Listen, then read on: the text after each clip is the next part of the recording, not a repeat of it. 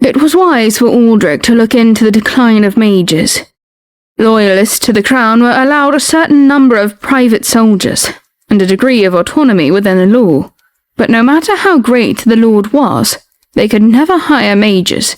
That privilege was exclusively for the imperial family, and it was the king's source of power that the lords and nobles bowed to. If there were fewer mages, that could spell disaster for the kingdom. Bronwyn. Yes, Aldrich. Would you smile for me? Just once. I found it strange, but I smiled as he requested. No, not like that. Not a smile that you practice in the mirror. Not the smile that you have perfected for an audience. I want to see the smile I used to see from you. The one that made my heart flutter. I attempted another smile. You used to smile at me. From the bottom of your heart. And I still am smiling from the bottom of my heart. Are you really? Does this not look like a smile? I want the smile that comes from pleasure and joy. Aldrich, you returned here one day with a woman who is now pregnant. How can you expect me to have pleasure and joy? I agree. If I am looking for a smile like I described, it needs to be authentic. I apologize if this joy has been taken away from you. Aldrich rang a bell on the table. Shortly after, a servant appeared, pushing a cart bearing a plate and a large silver lid. What is this? Open it. When I took off the lid, I found a silver ring resting inside. Aldrich studied my face as he spoke. Do you like it? Is this a gift? It is. Does it make you happy? Thank you. I smiled as best I could. It was not enough. Did he expect this ring to fix our problems? Isn't there anything more you'd like to say? What more would you like me to say? It's a beautiful ring, thank you. Aldrich sighed and gestured to the food abruptly. Nothing. Just eat. Rose turned over a page of the sketchbook. The designer watched with nervous eyes as the young woman casually looked over her elaborate drawings and swallowed dryly in anticipation of Rose's response. Rose was the toast of the town among the nobles and the common people. Every designer wanted her to wear their dress to the ball. It's wrong. I'm sorry, Rose. I thought you would like this style. The designer's expression turned crestfallen. Rose shook her head and closed the sketchbook. I do like it, and I'd like you to remember it the next time I'm in. This is not for me. This is not right for what I'm looking for. The designer, who moments before wanted to cry, was suddenly bewildered. You like it, but it's not right. Would you like a more simple style? A simpler style? No, just... Please, leave me for the moment, thank you. The designer was puzzled, but Rose soon dismissed her with a wave of her hand. The designer left, and Rose dropped her forehead to a sofa pillow with a heavy sigh. She had to choose a debutante dress for someone she loathed. So how could she say that the more beautiful the dress, the less she liked it? Rose did not want to give Liliana even a small handkerchief. Viscountess Amelia, what do you think? Viscountess Amelia was Rose's new lady-in-waiting, Viscountess Verdi's replacement. Would you like me to make more inquiries? Viscountess Amelia sat down next to Rose. Although the new Viscountess was initially reluctant about her new position, she had quickly grown protective of Rose, especially with her being pregnant. No, it's not like that. Another new lady-in-waiting, Delise, burst in the room. Rose! Rose! quiet. You're so loud. I'm sorry, Miss Rose. I'm just very excited. It's okay. What is it? Her Majesty, the Queen, is going to throw a tea party soon. A tea party? Is this normal, Viscountess Amelia? Yes, Her Majesty usually holds a tea party around this time for the young ladies of the capital. Rose looked down at the floor. She knew not to expect an invitation. The Queen is not going to invite me. Oh, don't worry, Miss Rose. As soon as she sends out invitations, I'm sure you'll receive one.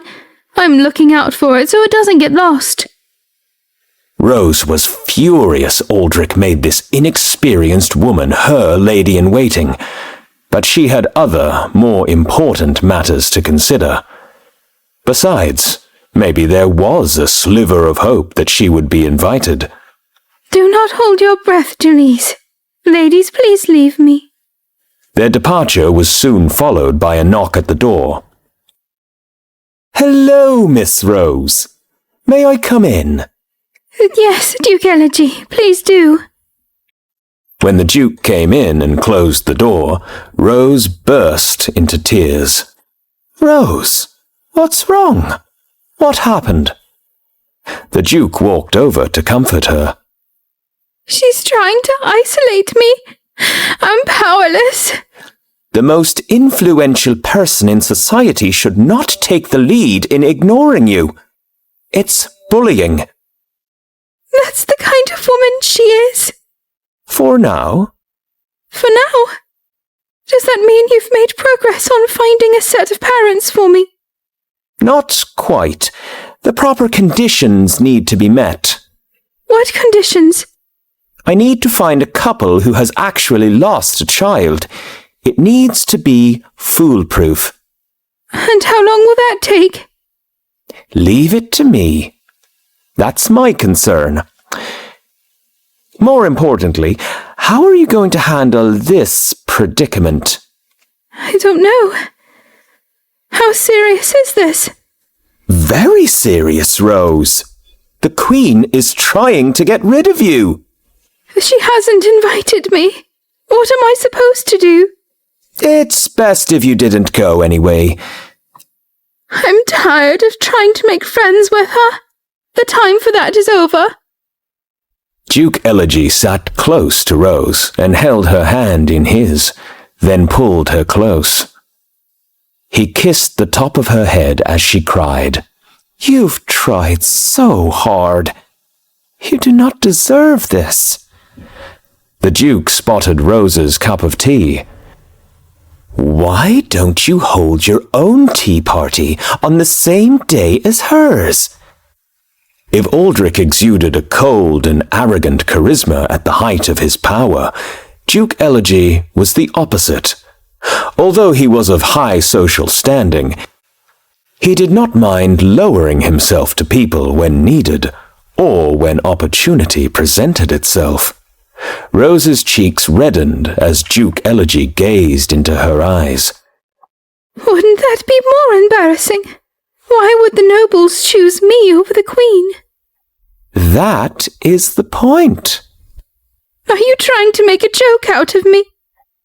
If you do nothing, then nothing will happen.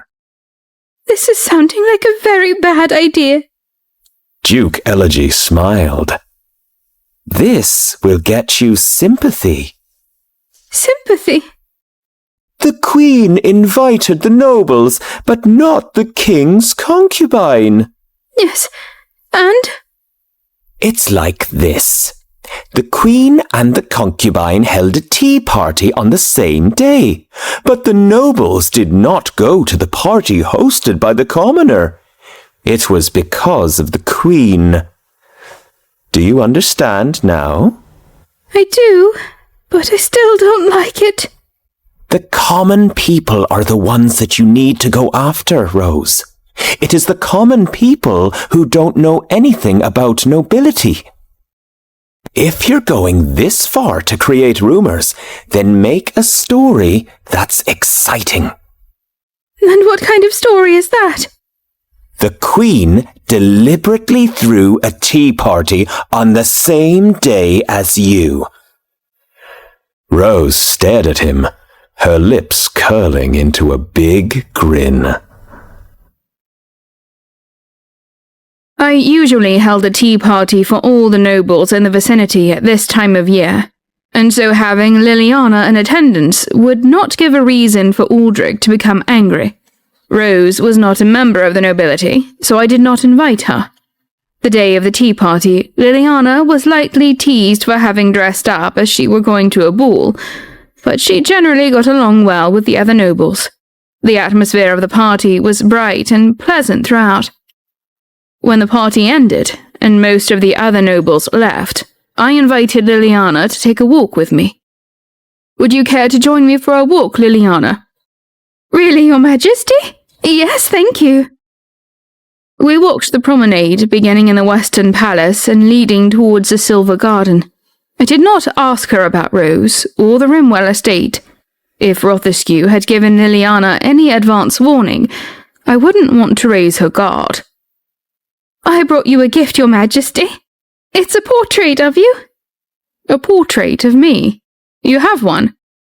"Yes, I bought it in town. I thought it captured your beauty so well." "That's very kind of you, Liliana. I didn't know they sold ones like this." "Oh, yes, they're very popular. I have them assorted by type." "By type? There's more than one?" "Yes, there are many." I'm flattered. As we strolled down the pathway, I saw Rose emerge from the southern palace. Next to her was Duke Elegy. She wasn't too far away, and our eyes met. I noticed Liliana's reaction. Her happy mood darkened as soon as she saw Rose. She noticed me watching her, and turned her face into something more pleasant, although I had already seen the hostility in her eye. She would survive well in high society. She had also given me what I needed. I knew she felt the same way that I did about Rose.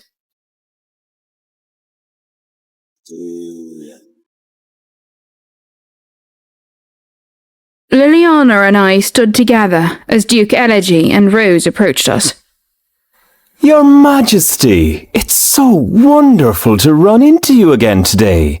And who is this adorable young lady besides you? Duke Elegy flashed a smile at Liliana.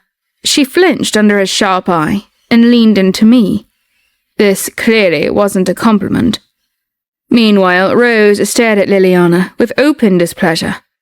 I was about to introduce Liliana as Viscount Rothescue's daughter, but when I noticed Rose's face, I changed my mind. I remembered what the concubine had wanted to call me before. She's a new, very promising young lady here at court. I deliberately praised Liliana, then gave her my sweetest, gentlest smile. We are very much alike, she and I. If I didn't know better, I would say we were sisters. Liliana had been glaring at Rose, but then she blushed when I called her my sister. Little did she know how badly Rose wanted that title. What a pity. Your Majesty, thank you. I would have been honored to be your sister. That certainly would make sense to me. You're both very cruel. Rose glared at Liliana, then stormed off angrily.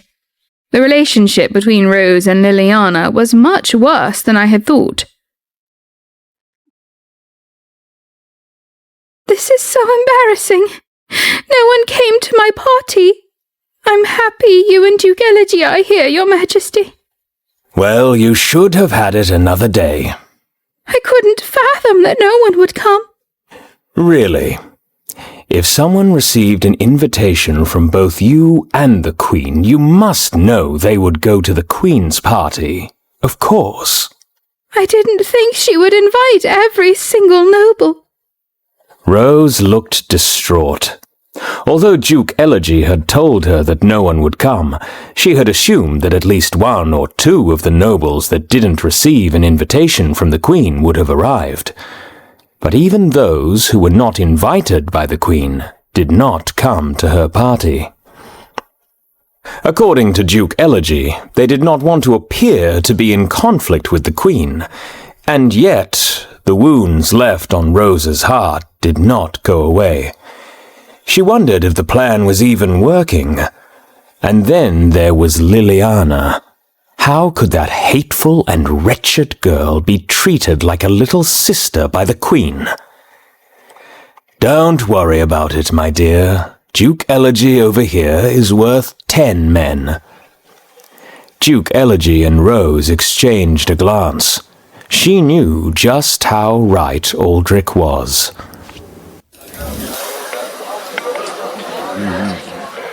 Oscar followed Count Rothescue through a busy marketplace, even more determined to dig up information on Rose.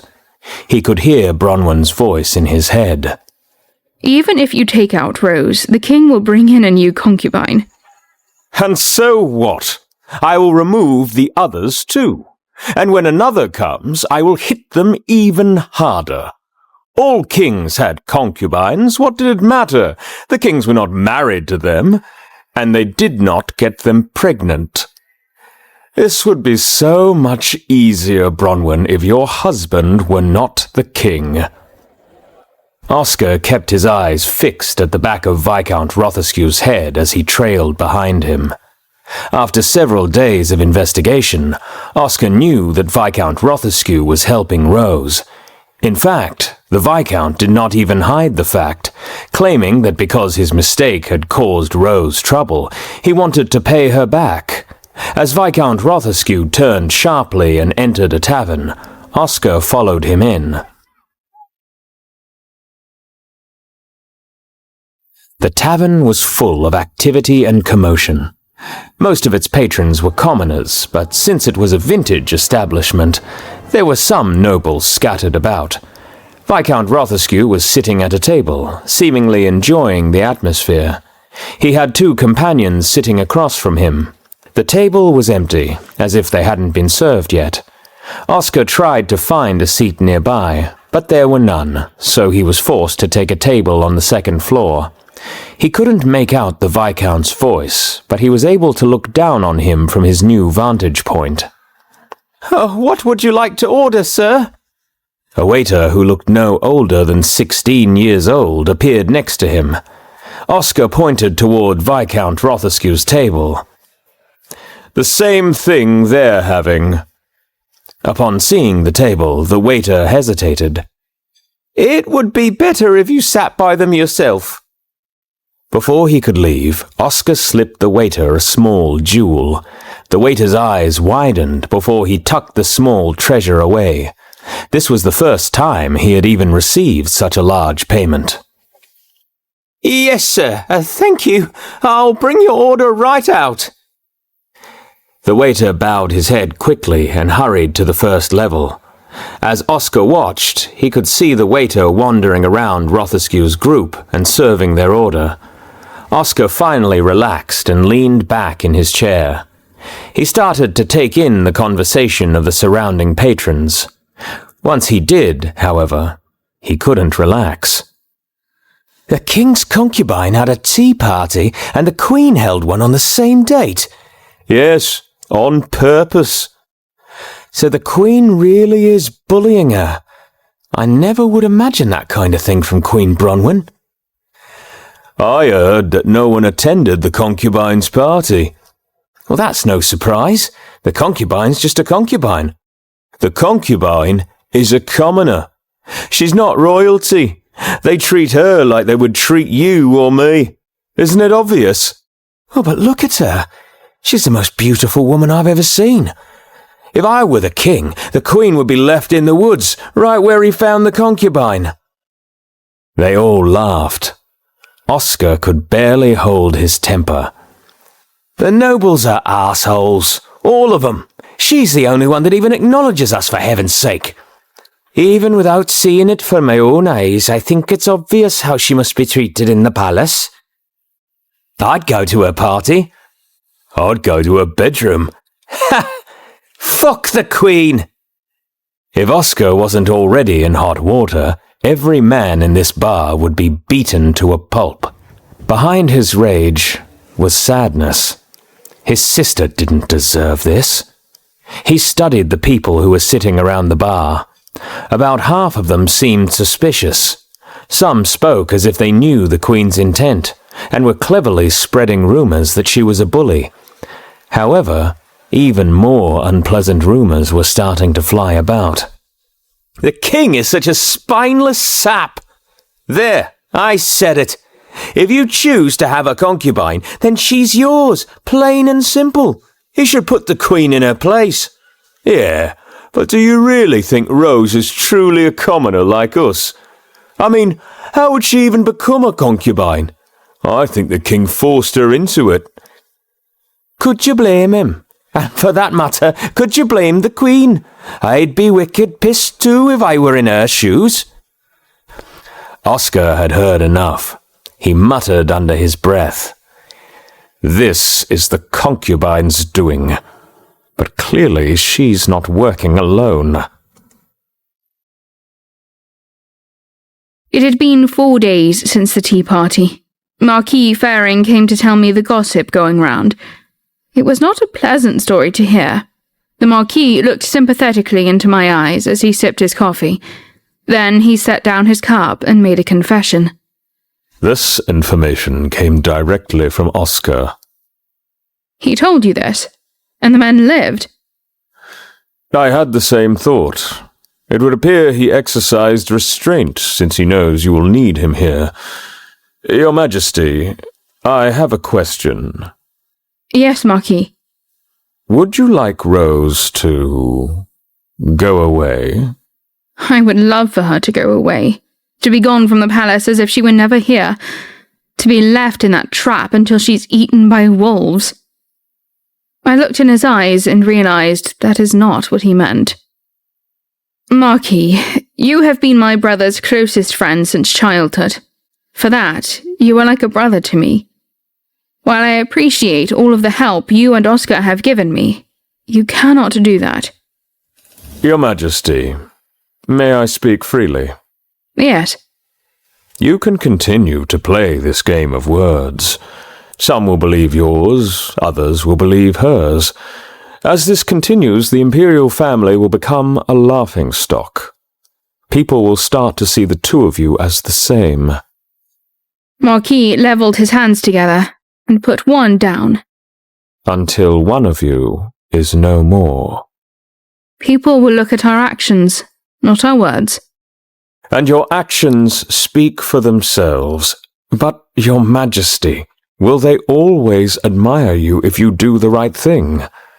The playing field is not level." "That a woman can manipulate public opinion for her own benefit. But I can't. I am the Queen, and I must think of my country, and my people." I paced around the room nervously. "I don't know if she's behind this new wave of rumours. No, it's not her. She's not nearly this smart. It's either Duke Elegy or Viscount Rothescue. My gut tells me it's Duke Elegy. No matter who it was, they're foolish. Whether I am cast as a villain or Rose is, in the end, the king will be regarded as spineless. He will become known as a man who bends too easily to others, and poor public opinion makes governance difficult." "Your Majesty, do you care for His Majesty in the midst of all this?" Marquis was the first to ask me this question directly. I did not know how to respond. It is my duty to care for him. "Would you benefit if Aldrich became incompetent?" Of course not. If he was removed, I would be a deposed queen. No matter how horrible he is, I have to take care of him as long as he remains on the throne. "What can I do, Your Majesty?" I hesitated. Marquis was right. The playing field isn't level.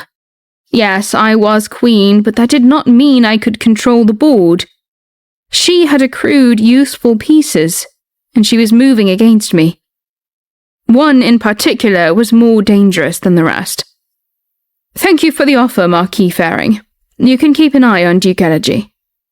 "The playboy from the Celestial Isles?" "Yes. It will certainly cause problems if Rose manipulates public opinion for her own personal ambitions. But if Duke Elegy is involved, The effects could be catastrophic.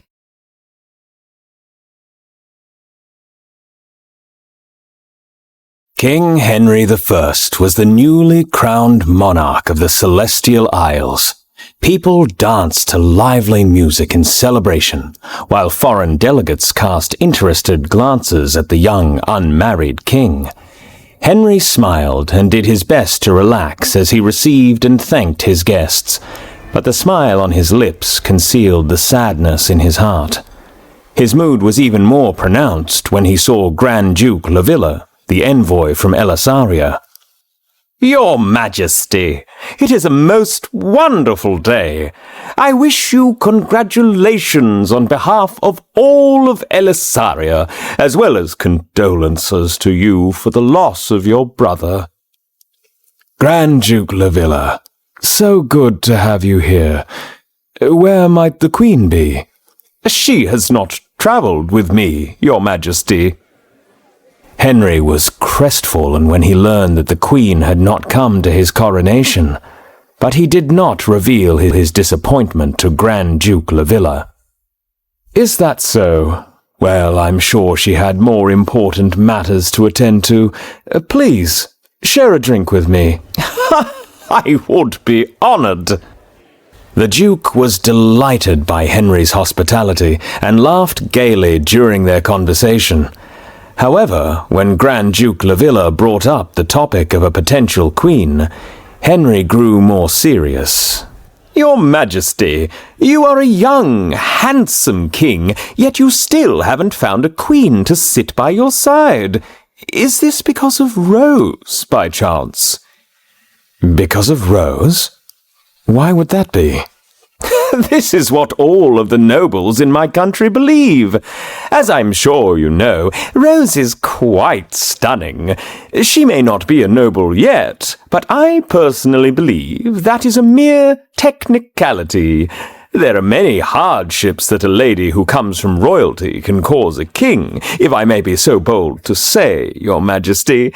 As a sign of the times, it might be best to lead by example and make the choice for love." "Ah, yes, to choose love. That is wise advice, Grand Duke Lavilla." Grand Duke Lavilla laughed loudly, still under the false assumption that Henry was in love with Rose. Haxon, who was standing behind Henry, frowned in disapproval. Henry continued to smile, a feat that could be considered impressive.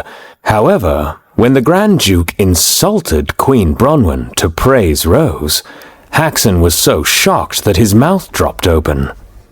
"The Queen and Rose have been at each other's throats since the concubine became pregnant. The Queen's behavior in particular has been vile. Oh, if you could only see the way the Queen harasses Rose, your heart would break." Haxon was about to rush over to block Henry's ears, but was shocked when the new young king gave an unexpected response. "My, is that so? It is heartbreaking to hear, truly. I am grateful you feel comfortable disclosing this to me." Grand Duke Lavilla simply smiled and walked away. Haxon's eyes widened as large as discs. What was wrong with Henry? "How can you stand this? Even if you don't reveal where your heart lies, why couldn't you at least stand up for the Queen? Even King Aldrich would have corrected the Grand Duke." What good would that do us? Or the Queen, for that matter? And who would that please? "It would please me, to know somewhere within your heart there is a shred of decency." You are letting emotions get the best of you right now.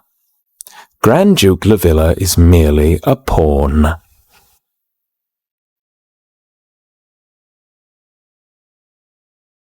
King Henry brought up the topic again after they returned to his chambers, and the two of them were alone. Henry grinned as he undid the buttons on his jacket. "I've thought about what you said before, Haxon." "About what?" "Why didn't I speak out against the insults toward Bronwyn?" "It's because I followed your advice." My advice? When have I ever said such things? Haxon took Henry's clothes and folded them carefully while he waited for his reply. You said that no one would welcome a queen that brought them war. Yes, I did say that, but what does that have to do with not clearing the misunderstanding with Grand Duke Lavilla? Haxon stared at Henry in confusion. Henry smiled and sat down on the bed with only his pants on. We are going to war, aren't we? I suppose. It is not a war I decided on because of the Queen. At least, it wasn't the trigger. Really, Henry? It wasn't the trigger? On the contrary, I had planned the war some time ago and was tempted to give it up because of Queen Bronwyn. If people learn that I love the Queen, they will always think of her as the cause of the war. They'll resent her because of it. Henry, there's something you must know. If the Queen leaves King Aldrich for you, whether you go to war before or after, the people will suspect Bronwyn as the trigger, even if you say she is not. Henry sighed. He knew this to be true. I suppose you're right. I can't have the Queen entangled that way. Her duties mean more to her than anything else. If her people despise her for causing war, she will never truly love me. There will always be a sense of resentment. Haxon's eyes filled with admiration. There's been a change in you, Henry. You have grown wiser since the coronation. The weight of the crown weighs heavy, even in the moments since it came to me. Regardless, I must find a way to protect Bronwyn from slandering tongues. Haxon couldn't help but worry. Henry had long been preparing for war with Elisaria. In the midst of these plans, he met with Queen Bronwyn and fell passionately in love with her. He didn't know what Henry was planning next, but he didn't think that he was going to try to force the Queen to his side. Would that proud woman ever be able to accept that her opponent was also her friend? After I crush Elisaria, I will cut their tongues out and make them swallow them. Then I'll completely fill the mouths of people who insulted the Queen with stones. Before they die, I will stitch their mouths up and make them kneel and grovel before her. Henry gave a wicked smile, and Haxon clicked his tongue. Just because those people can't speak, will they not hate her even more? And if you make sure they can't speak, will this make her love you? Shouldn't you be concerned whether Bronwyn will accept the love of the king of the country who attacked her own? Why should I? I am rescuing her from that cursed place. Because the love and friendship you've established will be shattered. Think about it, Henry. You couldn't win her heart as a prince of the country, and you two became so close. How do you suppose you are going to win her heart as the enemy king? Henry shook his head and sighed. Birds dance when they court each other, Haxon. We are birds. Do not confuse a lioness for a bird. You really don't think this will work? You should trust your king, cousin. Haxon looked at Henry. The king was so earnest about this matter that at first he didn't know whether he was joking or being serious. And was this another threat towards him? Did he know something Haxon didn't? Henry's remark had scared him, so much so that he decided to borrow Henry's strategy with Grand Duke Lavilla that he disapproved of so much at that moment. He chose to lie. Cousin, you see things that I am unable to. If you believe you can make this work, it will work. That's right, Haxon. It will work, because she will see what I see. She will agree war is the right path.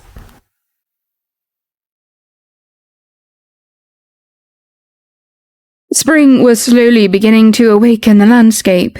The days weren't as cold, although the wind could still bite at the tip of one's nose. I sat reading a book by an open window. I was almost finished with all of the books that Grand Duke Bjorn had given me. This was one of the 3 remaining left. It was a pity that no trade agreement could be made with Red. If things had worked out well, being the hub of trade between 2 continents could have brought great benefits. Countess Eliza entered and noticed the open window. Still waiting for Majesty. While I'd welcome Majesty any time, today I'm waiting for Grand Duke Lavilla's return. I need to hear that Prince Henry has safely ascended the throne. He's King Henry now, Your Majesty. That's right, he is, isn't he? I looked at the green leaves that were just beginning to emerge from the branches outside, and reached out and grabbed the window handle. Spring brought new warmth, but it was still too chilly to leave the windows open for a long time. Before I closed the window, however, I saw a silver bird flying towards me. The bird flew in a small circle, then swooped in and landed on the windowsill. Oh, isn't that Majesty's friend? It is. Countess Eliza, fetch us some water, please. Hi, little one. You are the other bird Prince Henry raised. It's so nice to see you. Here is a bowl of water and some fruit. I don't know if this one is as picky as Majesty. The bird hopped towards me, and I took the letter attached to his leg. The answer to my question about whether Henry had ascended the throne was written inside.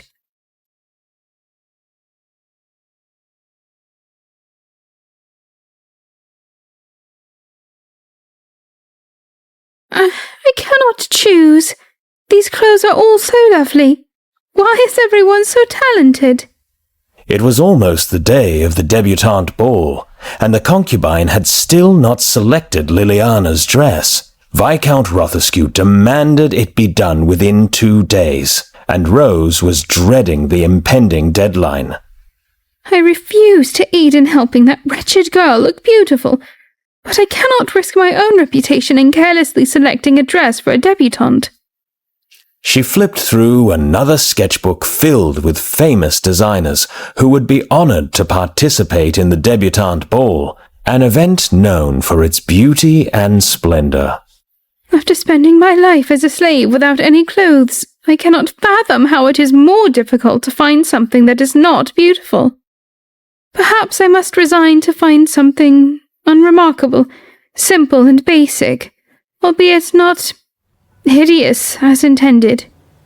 As Rose contemplated her own experiences, wondering whether she could draw from her past to figure out a subtle way to destroy Liliana's reputation, she was struck with a sudden idea.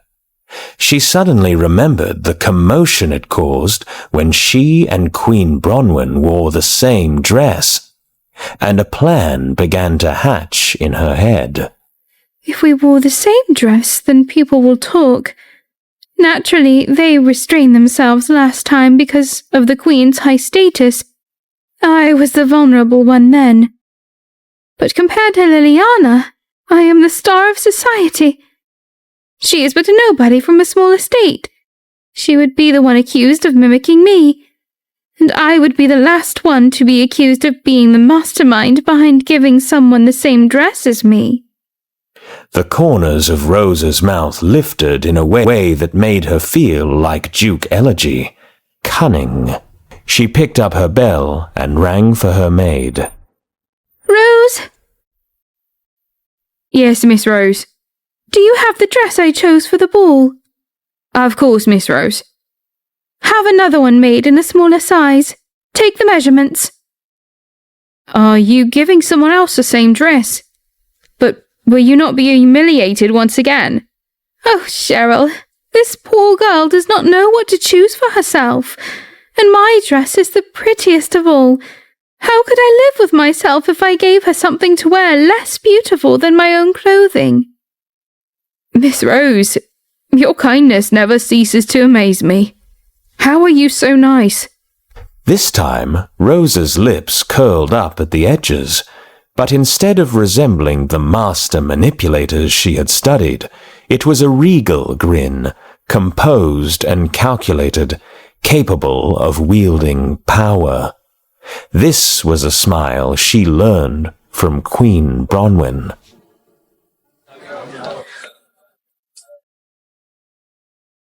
It was the day of the debutante ball, and I revelled in self-confidence as I admired the splendid atmosphere. I had truly outdone myself, and looking at the lavish and colourful costumes was thrilling.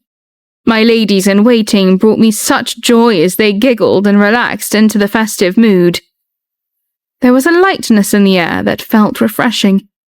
I wondered to myself whether the happy nature of the party was a coincidence with the absence of Aldrich, who was too busy to attend. Look over there, Your Majesty. It's Liliana. At Lady Laura's suggestion, I turned my head to see Liliana, who was mingling with other newly debuted men and women. She was as cute as a hen's chick with her short, curly blonde hair and elegant yellow dress. I gave her a wave. Her eyes widened and cheeks reddened. She really likes you, Your Majesty. I gave Laura my warmest smile and nodded. I felt a pang of guilt for having done a background check on this woman who looked at me with such earnest admiration. I beamed at the room of dancing debutantes and proud family members, but my happy thoughts were interrupted by the realization that Rose was nowhere to be seen. Could this have to do with Liliana? As if I manifested the drama, all of a sudden, I heard the crowd become a buzz as conversation in the room rose. There she was. Rose, arrived late, also in a yellow dress. I had to look again to be sure it was the same one Liliana was wearing. Thankfully, Liliana was dancing in bliss with another young man, ignorant of the situation. I turned to Lady Laura. Is it just me, or is history repeating itself? That woman is making Liliana look like the copycat this time. It was only after the music ended that Liliana caught on. Her face turned red in shame as she heard the guests gossiping with each other. I felt terrible for her, and I was able to see right through Rose's feigned look of surprise. Eager to remedy the situation, I hurried over to the poor debutante, who looked ready to burst into tears at the judgmental stares and murmurs surrounding her. Here, Lady Liliana, take my cape. I suppose I was given a dress that is quite in fashion. Will this cape help it look a tad different? Of course. Now you're the most uniquely dressed lady here. I smiled and patted her shoulder, and she let out a deep sigh of relief. With that, I took her arm and escorted her over to my table, where I could keep her out of harm. I looked back at Rose. What was she thinking? I was surprised to find that Rose was looking right back at me.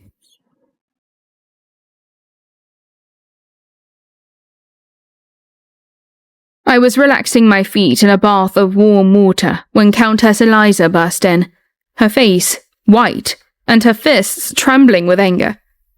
It cannot be. What has happened now? Rose has no knowledge of court etiquette, so I expected her to be taking lessons, but to have the same education as you. Is she not under the same schooling as the princes and princesses? She has lessons not just in court etiquette, but dance, life, philosophy, painting, piano, and so on, all from the teachers of young social aristocrats. I see. Why does that woman keep copying you, Your Majesty? First your dress, now your education. She surely will not stop until she has had everything that is mine. Your Majesty. If she were an ordinary aristocrat, I might consider it cute. But she is the woman who took my husband. The unease and displeasure in my gut are surely indicative of her ominous nature. I cannot enjoy my relaxation time any longer. Sir Artemis, Yes, Your Majesty. how is the investigation coming along? Well, Your Majesty, there isn't anything major to disclose. But there is one thing. What is it? There have been quite a high number of maids and servants who have been let go while working for Viscount Rothescue. I see. I approached those who were dismissed by the Viscount, and I heard a story from one of the maids. Artemis lowered his voice and leaned in further. There is a secret area in the mansion that no one except the family members and head butler can enter. Secret area. But Your Majesty, Sir Artemis, many nobles have secret areas in their homes. Yes, you are right, Countess Eliza, which is why I didn't report immediately. What have you found out since? Viscount Rothescue has a young baby, but no one has ever seen its face. It is only being raised in the secret area. How interesting. What if the baby isn't just Viscount Rothescue's secret? Liliana, what ails you, daughter? Miss Rose made a mockery of me. She discovered the gown I wore and intentionally chose the same. How did she manage such a feat? What? Why did you not share this with me earlier, daughter? It has been 4 days since the ball. I wanted to remain silent, but I cannot contain myself any longer. Not knowing that her dress was chosen by Rose, Liliana thought that Rose had somehow schemed to obtain information about her. Viscount Rothescue's face turned purple, and he kept his secret to himself, but planned to resolve his daughter's sorrow another way. There, my dear.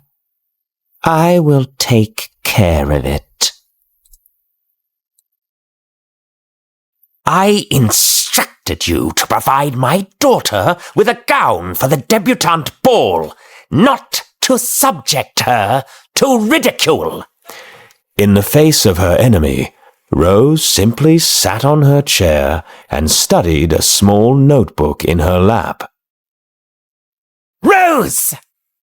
When he screamed at her, she set her notebook upside down and tilted her head. Yes?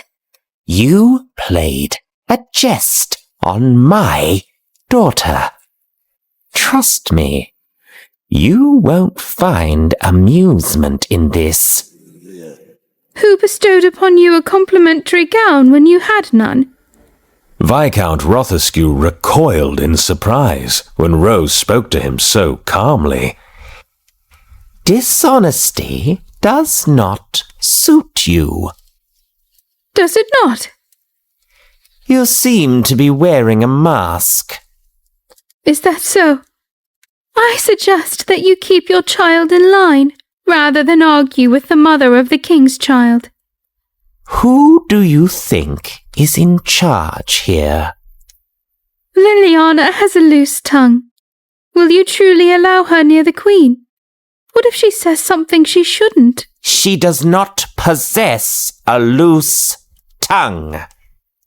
You are too blind to see any fault with your child. You do not wish to even see your own child, let alone his faults. Do not threaten me. You are not compelled to do anything you fear. Viscount, did you not say that if you fell, I would fall too? Yes. And? It's the same the other way around. If I fall, I shall not be alone. Even if the past is revealed and I lose the king's favour, I will still bear a child with his majesty's blood. The king accepts me, knowing I was once a slave, so he may even accept my past. But he will never accept you. Remember this.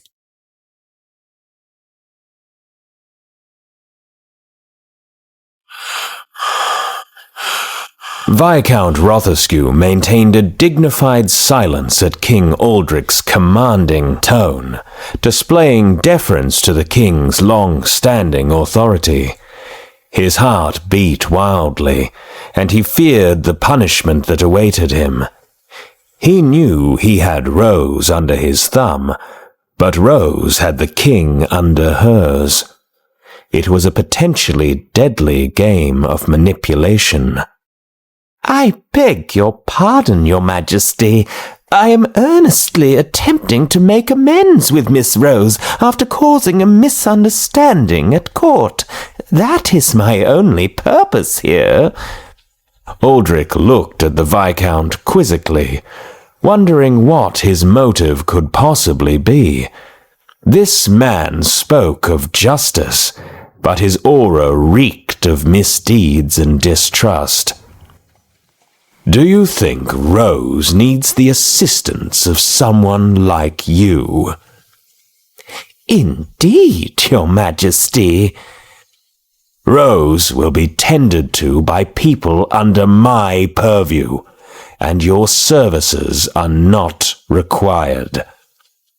The Viscount, uneasy under the king's stern gaze, had no choice but to watch as Aldrich strode away. Certainly, your majesty.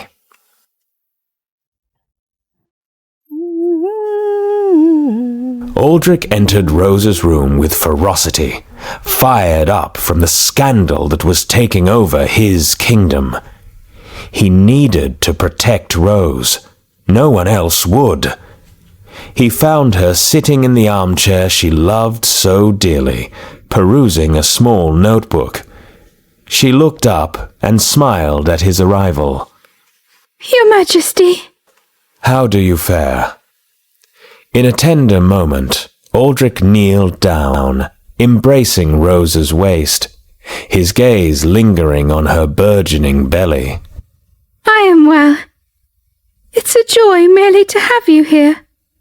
You've altered your way of speaking, have you? I'm acquiring manners. There is room for improvement, Your Majesty. I aspire to be a partner you can proudly present at court.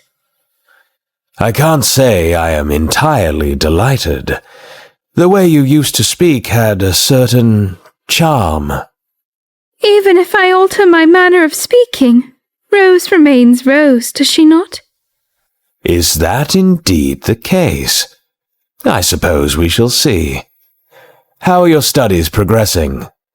I've only just started, but it's proving to be quite enjoyable. I aspire to be charming as all royal women. I want you to be proud of me. You are already charming, Rose. As the king, naturally, I would always be proud to display you. At this, Rose's pink, supple lips shaped into a grin. She wanted to say more, beg him to shower her further with compliments of her loveliness, but she hesitated.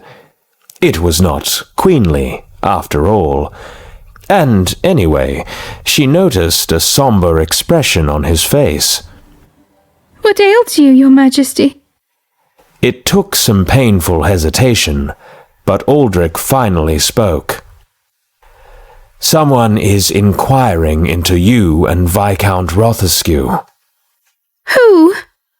I am uncertain. Regardless, limit his visits. Fearing that her love would figure out the wicked deeds she was up to in order to protect their relationship and her status, she forced a smile and tilted her head in feigned confusion. Your Majesty, is something amiss? Rose, if someone poses a threat, do inform me. I may take measures against them, expulsion, perhaps even execution. Rose's eyes welled with tears, and her bottom lip quivered. Was he trying to get her to talk? Or was he being heartfelt? If the terrible Viscount Rothescue could really be executed, why would Aldrich not have acted immediately to protect her when he first began spreading rumors about her? Rose, once you begin succumbing to threats, there will be no end. Rose was stunned with silence. She began shaking. What if she just told him the truth? He knew she was a slave and accepted her. So if she told him the truth about her child... No! She thought about the men she thought she could trust in the past. Alan, a man who seemed kind and gentle, who seemed ready to give up everything for their love, had abandoned her at the last moment. Aldrich seemed different, but she could not risk everything she had gained. The only person Rose could trust was herself. I have nothing to hide, Your Majesty. Aldrich looked disappointed as he broke their gaze. He brushed a strand of her hair aside and nodded. Who is investigating Viscount Rothescue? Rose clenched her fists. Whoever the enemy was, she could not let them learn her secret. When she became pregnant last time, Viscount Rothescue locked her away to prevent any outsiders from knowing about her. She was ashamed and embarrassed, but it meant only a few people knew about her secrets. There was far more at stake now. Aldrich looked at her without revealing what she was sure he knew. Who was searching for the answers about her?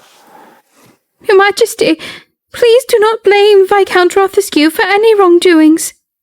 She turned the charm on, clasping her hands and widening her eyes. If he is hated for no reason, I am not sure I would be able to bear the guilt. Do not worry, my prey. He patted her on the shoulder and turned to leave.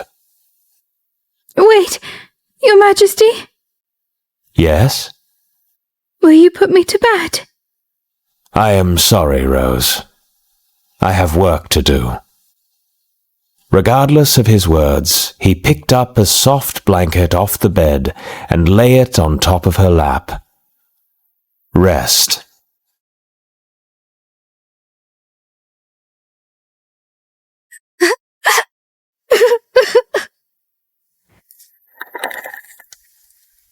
After Aldrich departed from Rose's room, he proceeded directly to his office. His chief secretary, Marquise Carlson, had been waiting inside. Aldrich settled into his chair at the desk before delving straight into business. How was the investigation? Marquise Carlson slid a piece of paper towards him. I conducted the research as you instructed. However, there is nothing worth mentioning yet. Aldrich furrowed his brow and tapped his fingers against the wood. I see. There must have been something. No? Masters and runaway slaves never had good relationships. And Viscount Rothescue frequently made visits to Rose. The more they met, the more that Viscount Rothescue's claim that Rose is not my slave seemed plausible. However, Aldrich remained unconvinced, and so, suspecting that Viscount Rothescue might have been blackmailing Rose, Aldrich had ordered Marquise Carlson to investigate. What did Miss Rose say, Your Majesty? She said nothing. Even if you were to take care of it? Yes. She did not want to be a burden on me. Aldrich sighed and shook his head. No matter how much I pondered, she was still naive. What if you were to make a plausible excuse to send Viscount Rothescue away? My intentions would have been obvious. That is true. Several months had passed since the Viscount made his explosive claim, but his comments had not been entirely forgotten. If Viscount Rothescue were to be expelled for no reason, it would have only solidified the belief among nobles that Rose was indeed a runaway slave. Rose had also earnestly requested that Aldrich not touch Viscount Rothescue. We will just have to wait and see. You may leave. Well, Your Majesty. What is it? Aldrich, already distracted by his next task, pulled out a stack of paper from a drawer, closed it, then looked back at Marquis Carlson. The Baron's expression was dark. Aldrich looked at him questioningly, and Marquis Carlson spoke in a slow voice. While I was investigating Viscount Rothescue, I noticed some unusual people. Unusual people? I was not the only one investigating Viscount Rothescue. You cannot be serious. Yes. Who were they? At the question, Marquis Carlson clenched his jaw. Although he was the one to bring up the topic, it seemed he found it difficult to answer. Who were they? Answer me! It looked like Lord Oscar. Aldrich's face hardened, and then turned to stone. That troublemaker again. There also seemed to be another investigation from Countess Eliza, who appeared to have been ordered by the Queen. She said she wasn't interested in Rose at all. Not only was the Queen spying on Rose, but the Queen's family as well. What should I do? There is nothing yet on Viscount Rothescue from the investigation. This is troubling. Oscar is a problem once more. The Queen herself paid keen attention to the royal family's public and personal image. Even if she found out something about Rose, she would not have done anything to jeopardize their reputation. But her brother Oscar is different. He is the type of person to rain pamphlets to all the nobles as soon as he obtains evidence that Rose was a slave. And if there are other secrets, he is sure to reveal them all as well. Aldrich realized he needed time to think alone. Leave. When the door clicked shut, Aldrich stood by the window and half closed his eyes. He contemplated the situation. Being a runaway slave was a great disgrace in society, for Rose and the future baby. At the very least, Rose was a concubine and could have simply left high society if things got out of hand. But the baby could never do that. What will I do?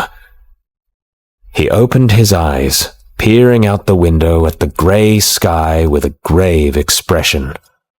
And the thought finally crossed his mind that had not for months.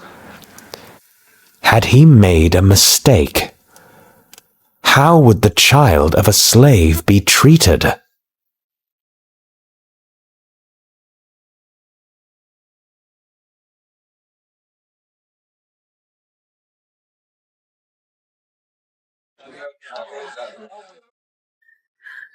After listening to the citizens' affairs in the throne room, I stayed only as long as I needed and left my seat as soon as it was over. Duke Bertha wanted to cancel his divorce with Duchess Bertha and reunite with her, and had requested to see the necessary documents. That was an urgent issue I wanted to tend to. But before I could leave, Aldrich addressed me. Bronwyn, if you are not busy, I have something to say to you. As I turned round, he stood up from his throne and approached me. 2 guards were posted outside the audience chamber, but other than that, we were alone in the hall.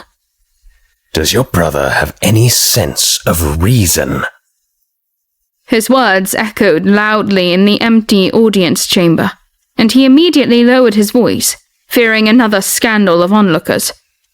He has been doing something else since the incident with the abortive drug. Something else? You do not know. Whether I know or not, you have to tell me what it is so I can decide whether I agree. He lifted his eyebrows, and then scrunched his forehead, as if putting together puzzle pieces. You really don't know. You would not have anything to do with this. If you were involved, you would not be doing the same thing. Same thing? Lord Oscar is investigating Viscount Rothescue. Ah.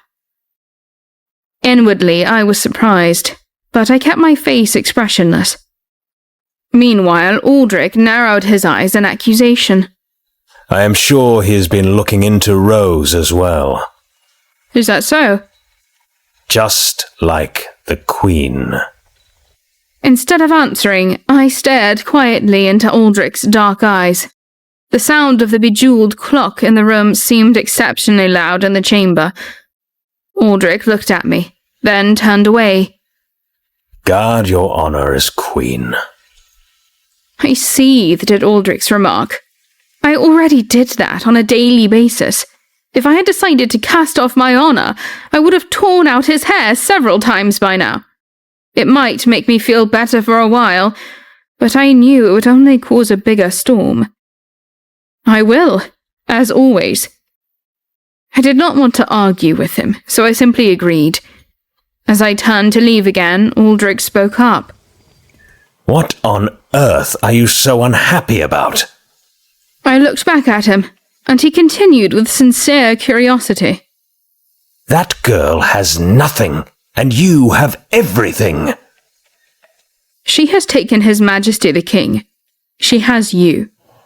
I am already yours. Do not talk nonsense. And did I lend His Majesty to Miss Rose? What?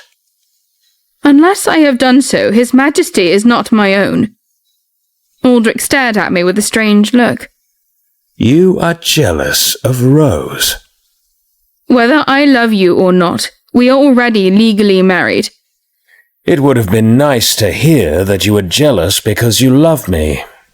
Aldrich, you have a great deal of nerve. But, of course, you will not say that. Because you do not love me. I was taken aback by his words. And though his dark eyes trembled in pain, I was satisfied to see it. He was like the sensitive plant whose leaves folded on itself when touched. He craved my love.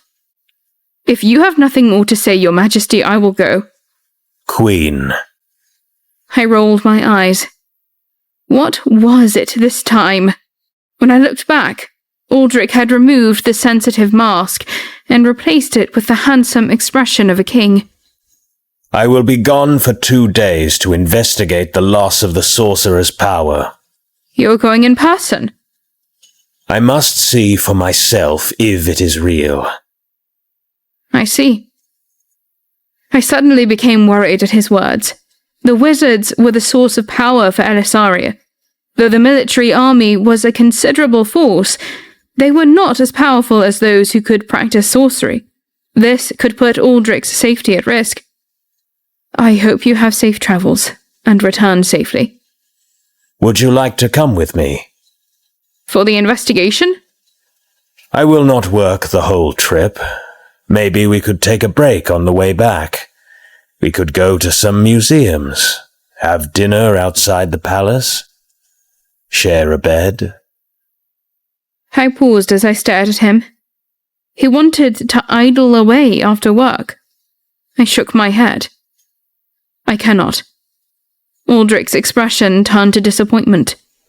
You cannot. I was already away for a few days on my birthday. So? If we both leave now, there will be no one to hold an audience. It is only 2 days. Those who have been seeking an audience have been waiting outside the palace for days. The answer is no.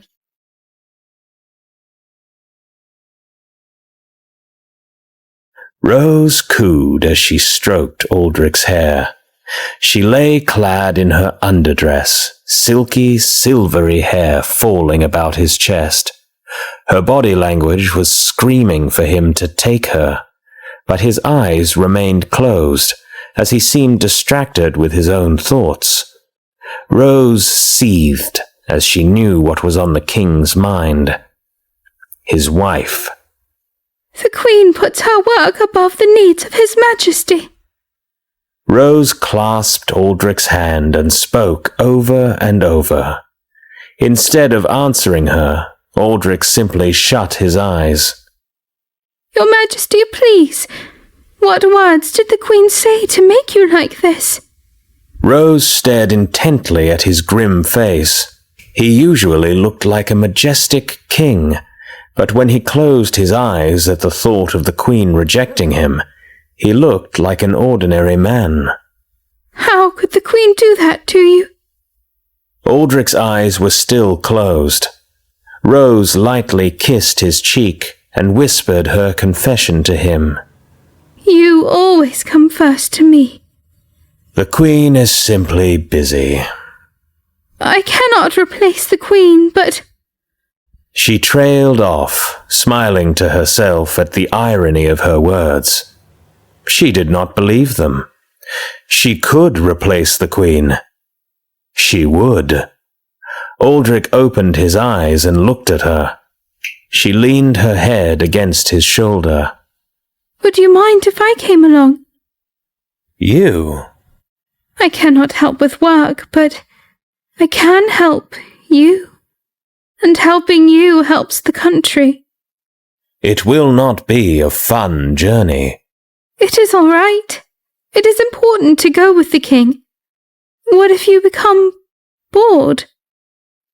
Rose took Aldrich's hand and placed it on her chest, warm and supple. However, his arm, and other parts of him, remained limp. She needed another tactic, so she sadly stroked her stomach with one hand. And I do not want to be alone in the palace when you are gone. It is scary. Someone might try to hurt our baby. Aldrich remembered the poison attempt and nodded. I will think about it. Thank you, my king.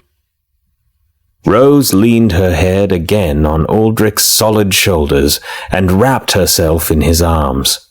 She knew that this trip would benefit her in more ways than one. She had remembered the advice Duke Elegy had given her. Sure, she would become closer to Aldrich, but she would also get to know the common people in the capital's surrounding areas. Those were her supporters. They waited for her.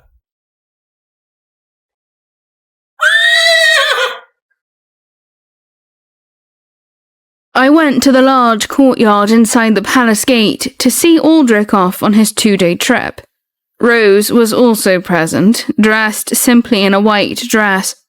I kept my gaze firmly averted from her, as usual, but from the corner of my eye, I could tell she was looking at me. I was bothered by it. Our eyes met unexpectedly, and I saw that she was shooting me a glare. This was rare for Rose, who usually kept her expressions smoothly serene. When I stared back at her, she immediately blushed and lowered her head. That was certainly surprising, I thought to myself. I wonder if something happened. I turned my head back to look at Aldrich, and saw that he was looking at Rose with a concerned expression. Could there be a problem between them? I looked on in curiosity, but then I looked away, and kept as straight a face as possible. It was not until Aldrich stepped into the carriage that I finally understood why Rose had been glaring at me. I am jealous of Her Majesty the Queen. I beg your pardon. I love the king, but must suppress my feelings. Meanwhile, the queen does not even love his majesty. You do not know of what you speak. Are you whining because my husband sought the pleasure of my company? Rose's eyes widened in shock, which was lucky for her.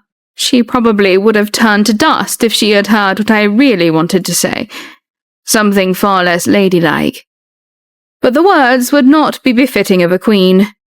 I did not want to spend one more second in conversation with her, so I turned around and went back to my room. There was still some time before my audience duties, so I was thinking about taking off my shoes and relaxing for a bit. However, when I entered the room and settled against my armchair, Aldrich's words came back to me. Stop looking into Rose. I turned to my most trusted confidants, Countess Eliza and Sir Artemis. We must cease our investigation. Aldrich knows what we're up to. But would it not be better to still investigate them? They're up to no good. I must agree, Your Majesty. I will simply be more careful. Countess Eliza and Sir Artemis wanted to see the job through to the end, but even so, I had no choice but to refuse them, and there was still someone else who I needed to stop. I looked at my brother's most trusted friend and spoke to him plainly. It is best you stop looking into Viscount Rothescue for a while. How did you know? Aldrich told me. He knows, Marquis Ferring. How? How did he find out? Marquis Ferring rubbed his forehead, completely taken aback. This was a different reaction than when I had caught him poisoning Rose. Maybe he had been confident this time that he would not get caught.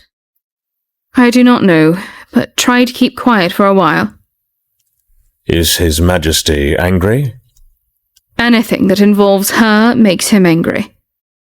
Marquis Ferring arched his eyebrows, and then lowered them back with a sigh. I see.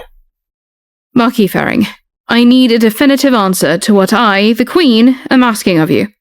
Is there a reason you will not obey me? Oscar went out drinking yesterday. He heard something that was not so good. Ah, something that has upset my brother again. It is to do with me, I presume? Well, people often speak not of what they know. What is being said about me? Marquis Ferring looked ready to speak, and I closed my mouth to encourage him to keep talking. As you know, Oscar is a bit... You know, the moment he heard something bad about you, he got a bit angry and... Did he hurt somebody? Luckily, I was there to resolve the situation, both during the fight and with the person who was hurt. But he will not stop. It has happened a few times recently. I have had it up to here trying to hold back his temper. And how is my brother faring now? I am not sure. It has not yet even been 24 hours since I left him. Then why did you leave him in such a state? Well, you wanted to see me, my queen. I see. Oscar must have been furious if even Marquis Ferring had trouble calming him down. Would my elder brother listen to me if I told him to stay put? Or would he be more angry, accusing me of looking out for Aldrich's feelings? Do not worry too much, Your Majesty. I will handle him. Thank you. You have always been a dear friend. Marquis Ferring departed, and I was left with my anxieties. I not only had concerns about what my enemies would do to my reputation and my kingdom, I was also worried about how to deal with my most trusted ally, my own brother.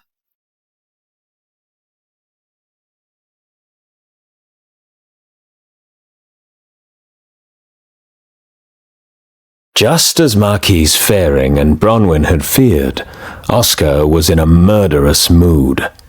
Blood pulsed in his veins like hot lava.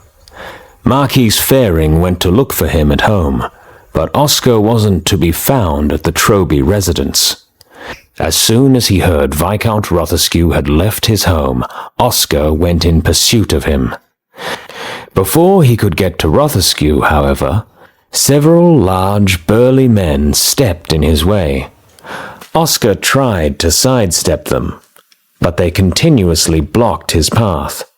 The men checked to make sure that no one else was around, then grabbed Oscar by the collar. "I presume you are Oscar Troby? You either are looking to hire me or looking to die." Oscar frowned. He had gotten into fights many times, but rarely did anyone instigate it when they knew who he was. But if these people were confirming that he was from the Troby family, then that meant only one thing. "Who has sent you to your death?" "It won't matter to you soon." "Nor to you." Before the man could reply, he was thrown to the ground. Oscar smashed his head with his boot, as if he was cracking an egg. The other burly men were surprised to see their comrade so easily killed, but they outnumbered Oscar and charged at him. The encounter didn't last long. Oscar, who had raged through countless battlefields, would never lose to some street boys who used their fists. Oscar drew his sword. "You're a coward! Only cowards draw their weapons!" 5 against 1, and you're calling me a coward? You are a boy. I do not wish to kill one so young, but I will." Without breaking a sweat, Oscar sliced all of the men to pieces. The youngest-looking one was the only one left alive. Oscar slowly walked over to the boy, who was crawling away in fear. Oscar grabbed the boy's foot and drew him closer. "Now, boy, who ordered you to come after me?" "Please, let me go. I don't want to die." "Then speak." "I don't know who it was. I was just following them." "You know who I am?" The boy nodded. "That's only because your old companions told you who they were after. That's why they needed so many men. It's a shame you didn't have twice as many. Not that it would have mattered. They should have told you why. Who ordered this?" "Oh, please! He will kill me!" "Then you will have that much longer to live." Oscar raised the point of his sword to the boy's Adam's apple. "It was a skinny middle-aged man. I don't know his name, please." "There are many skinny middle-aged men, though I imagine it could only be one. Viscount Rothescue." Yes, that's the name they said." "Boy, there are enemies in this world that go beyond mere men. You have heart. I would advise you to prepare yourself and stay out of petty trouble, or you will end up like them. Or worse." "I understand."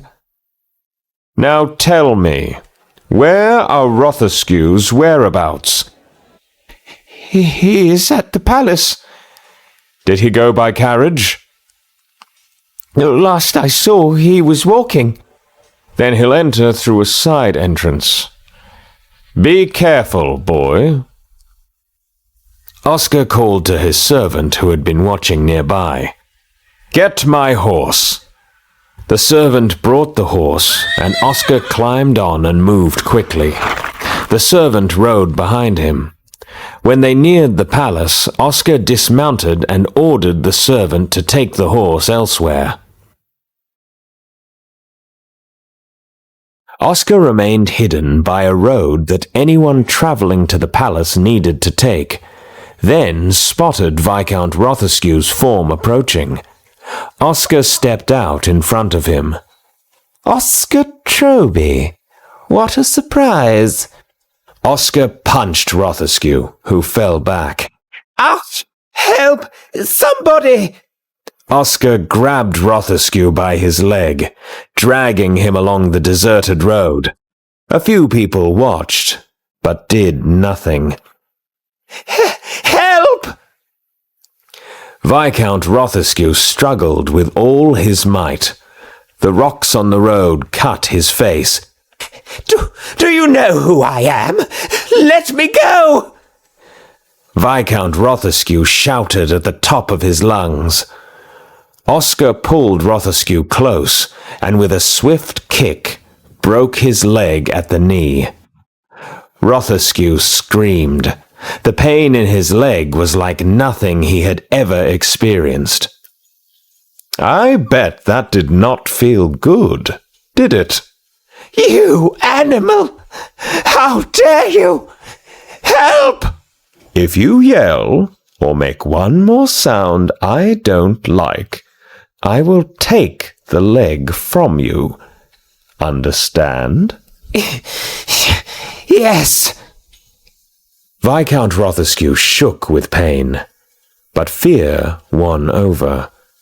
Oscar was infamous for his animalistic fury, and Viscount Rothescue didn't want to die a slow and painful death on this lonely road. He fell quiet, and Oscar struck the side of his neck, knocking him out.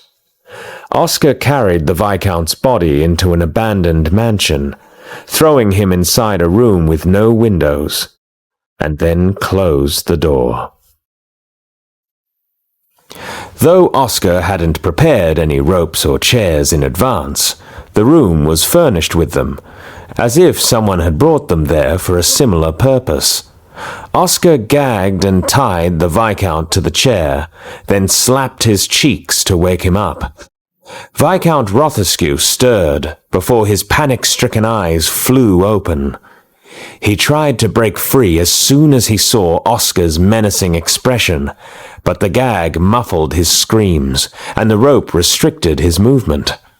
At best, he could only rattle the chair to the point where it almost tipped over. The Viscount panted with effort, and Oscar grinned and touched the Viscount's ear. When I remove this gag, you will remain quiet. You're a smart man. You don't want to know what happens if you don't. Oscar whispered so quietly that the Viscount could only shake with terror. Despite the warning, however, Viscount Rothescue started screaming as soon as the gag was removed. Not as smart as I thought. Oscar grabbed his head and cut off one of his ears. Despite Viscount Rothescue's doubts before, he now experienced firsthand the terrors associated with Oscar. Pain erupted through his body, and he thrashed against his restraints. Oscar crammed the gag back in his mouth again to stifle his screams, and tossed the half-torn ear onto the floor while humming a tune.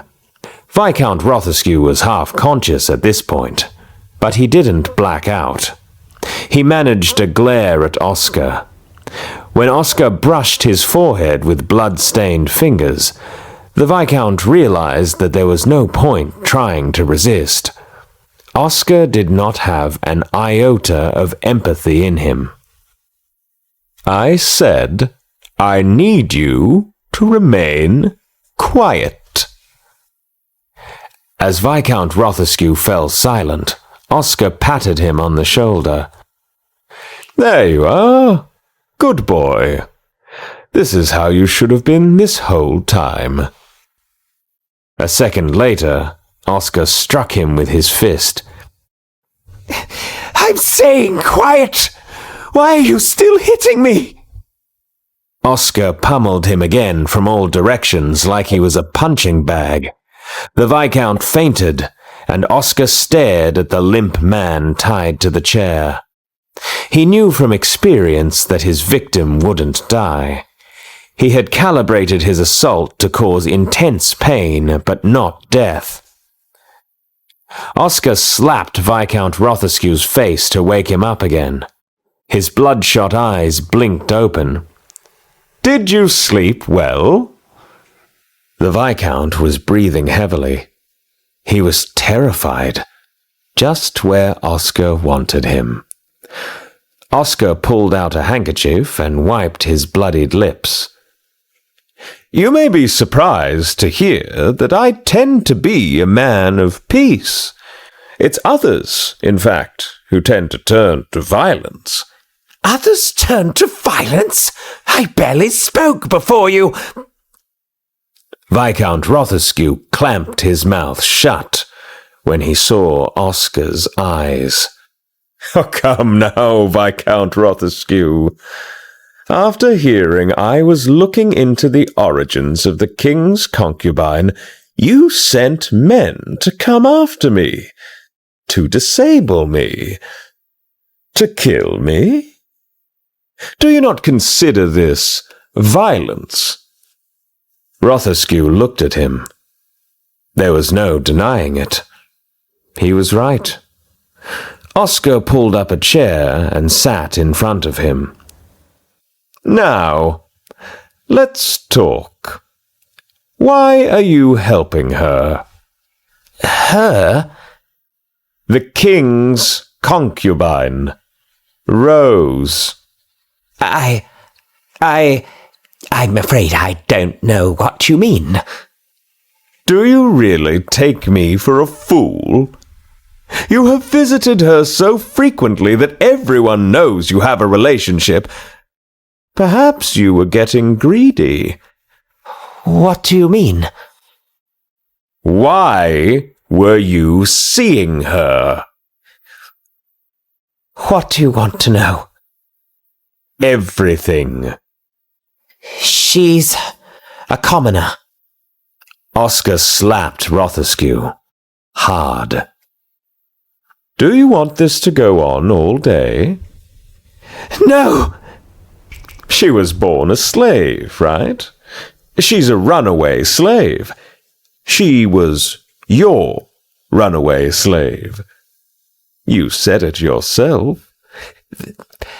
That was a misunderstanding. Oscar took his sword and pierced it through Rothescue's leg. He screamed. Yes! She's a runaway slave. And? She is my runaway slave. Good boy. What else? That's it. Everybody knows this. What is it that you are holding against her? Nothing. Oscar pulled the knife swiftly from Rothescue's leg. Yeah! Oscar placed the sword over Rothescue's good leg, the one that wasn't broken or stabbed. Rothescue knew that if this one were to get injured, he may never walk again. No! Please! I'll tell you. It's a baby. Oscar stopped just before the sword went in. What baby? Rothescue began to weep. She has a baby. He's my grandson.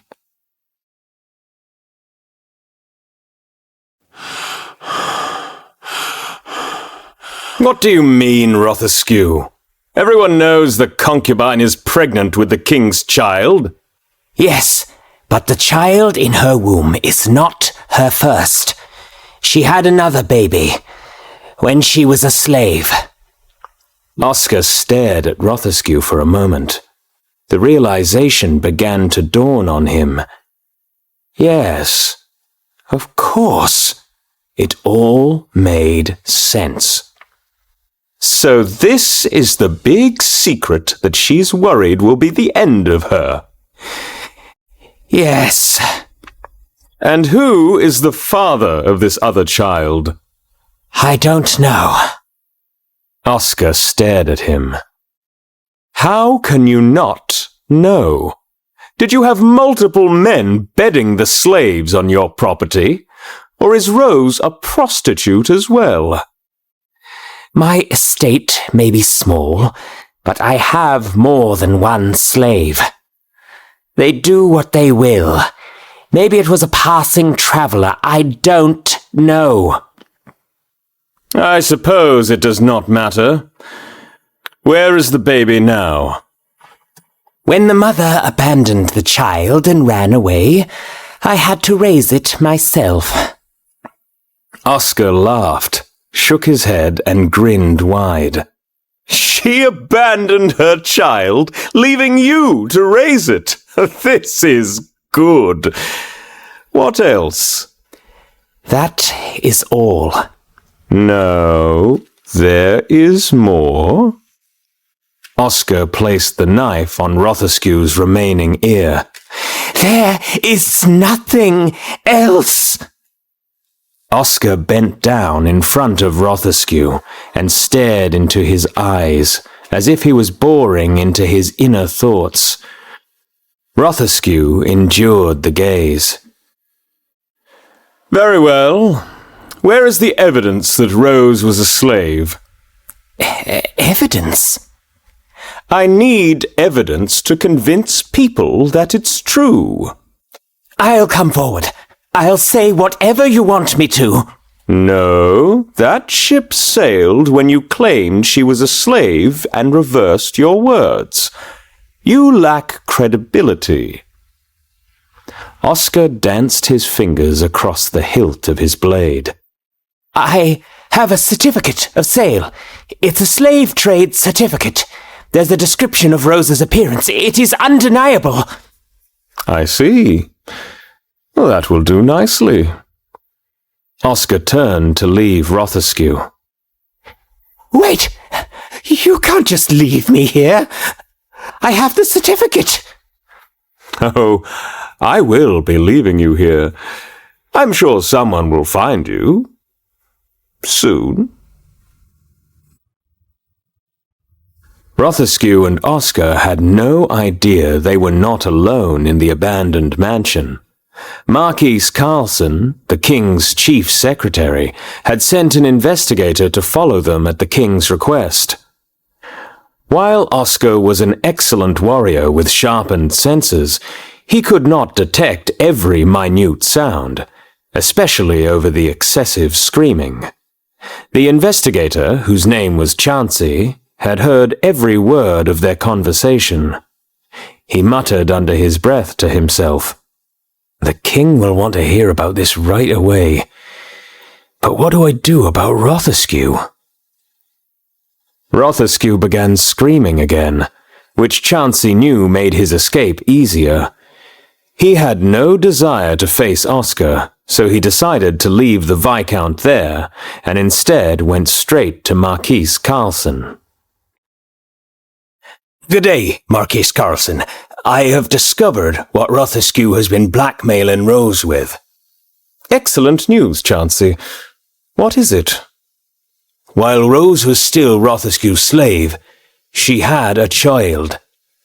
Very interesting. What happened to this child? She abandoned it, my lord. Rothescue now cares for it at his estate. Marquis Carlson's eyes widened at the information. This is quite unexpected. What will you do? The Marquis paced the room nervously, then stopped at his desk to scrawl down a message on a piece of parchment.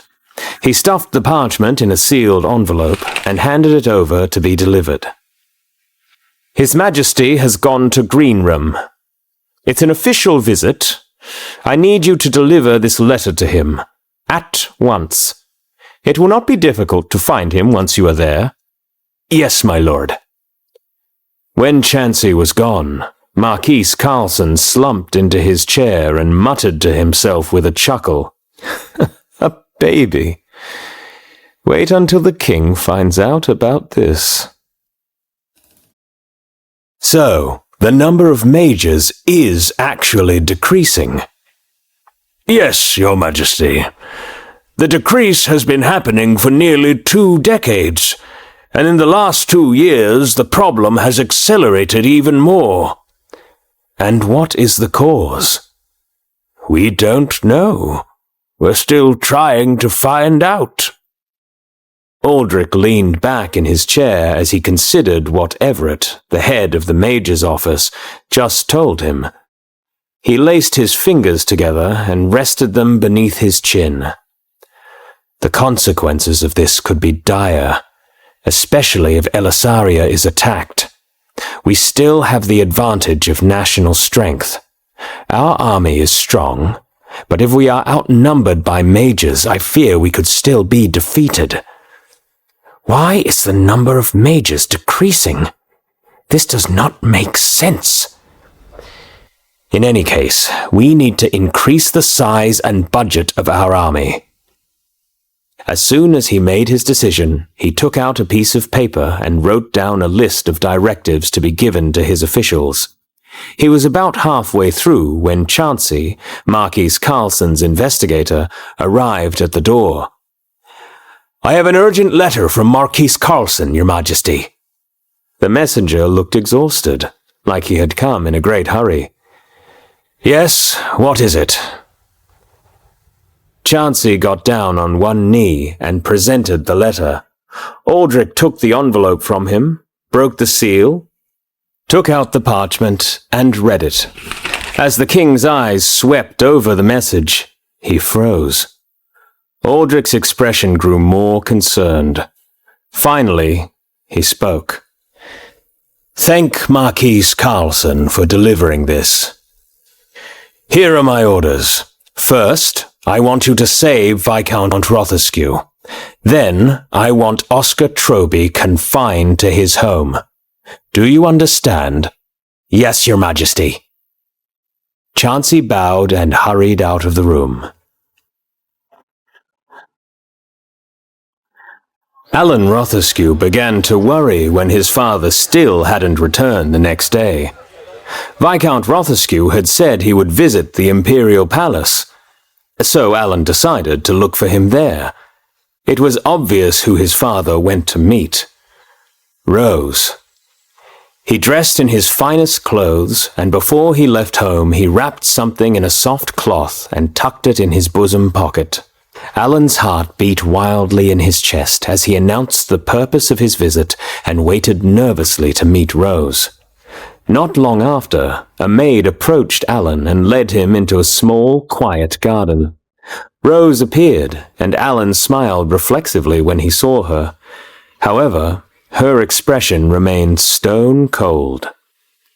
She stopped a few steps away and spoke in a low but sharp tone. What is it, Alan? Alan was taken aback by her hostility, but after a moment he pulled out the cloth from his pocket. I wanted to give this to you. A piece of dirty cloth? Is this a joke? Rose slapped his hand, and the cloth fell to the ground. The fine fabric unfolded, revealing a lock of silver hair that was the same color as Rose's. It's Isidore's hair. I thought you would like to have it. That child is not mine. So tell me, why would I like to have this? I'm sorry, Rose. I thought that you arranging the mansion for us in the capital meant something more. Ha! You came here because you thought I missed you. There's not a single thing I miss about those days. I see. Then I will leave you in peace. I just need to know one thing. Did you meet my father yesterday? Why would your father meet with me? I don't know the reason, but I know he's been coming here to see you, so I ask again, was he here yesterday? No. Why? He said he was on his way to see you when he left the house, and he never returned. This is very unusual. You know my father. He has everything planned out, and he is home at the same time every day. I'm worried that something may have happened to him. I don't know how we would survive if something were to happen to him, and I'm afraid I can't help you with that. Guards! 2 guards nearby came to them. Escort this man out. And Alan? Don't come back here. Alan was heartbroken. As he was being led away by the guards, he called out, "Rose, please!" Rose was about to leave the garden, but she paused when she saw the cloth and lock of hair that Alan had dropped. She looked around, and then bent down to pick it up.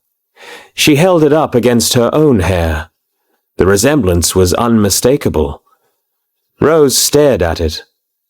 The realization dawned on her that she really had abandoned her child. Was there anything worse a mother could do? She held the cloth with her baby's silver hair against her showing belly as tears streamed down her face.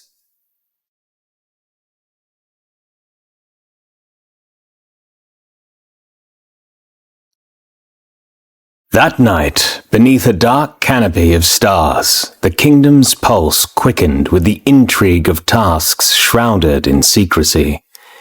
In the capital, Chauncey found his way to Marquis Carlson to deliver the message from Aldrich. The Marquis swiftly arranged for the rescue of Viscount Rothescue from the desolation of the abandoned mansion. At the same time, members of King Aldrich's Imperial Guard were dispatched to confine Oscar. At home, Oscar was busy recounting the details of his interrogation of Rothescue to his confidant, Marquis Faring. Faring, his words dripping with honeyed praise, listened intently, but their clandestine meeting was abruptly disturbed by a commotion. His curiosity piqued, Marquis Faring ventured out to the staircase, his gaze descending upon the grand entrance hall. There, amidst a sea of guards, stood Duchess Troby, her presence as commanding as the masts of great ships, receiving the king's edict. The news was like a dagger, swift and unexpected. Faring hurried back to Oscar's chamber, his heart pounding. "The king's guards have descended upon us like nightfall. They're placing you under house arrest."